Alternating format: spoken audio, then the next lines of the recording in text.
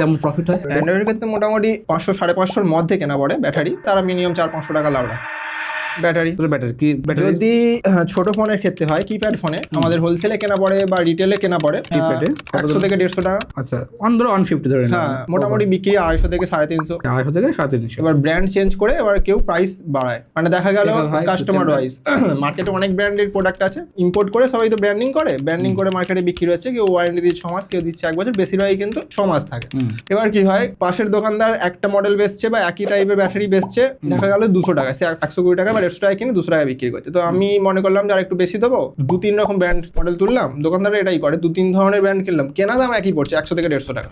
সেখানে দেখালাম কাস্টমারদের যে এইটা হলে 200 টাকা, এটা হলে 250 টাকা, এইটা নিন 300 টাকা। এবার কাস্টমার বলে কোনটা আপনি রেফার করছেন, তখন বলে ভালোটা ভালো, আপনি ভালোটা নিন। তো সেক্ষেত্রে আমরা একই প্রোডাক্ট 2-3 রকমের তুলে আমরা একটা ব্যাটারি তবে 100 টাকার উপরে লাভ, একদম প্রফিট আমরা চোখ বুঝে রাখতে পারি। অ্যান্ড্রয়েডের ক্ষেত্রে বলি, অ্যান্ড্রয়েড ক্ষেত্রে কি হতে পারে? অ্যান্ড্রয়েডের ক্ষেত্রে মোটামুটি 500-550 মধ্যে কেনা পড়ে ব্যাটারি।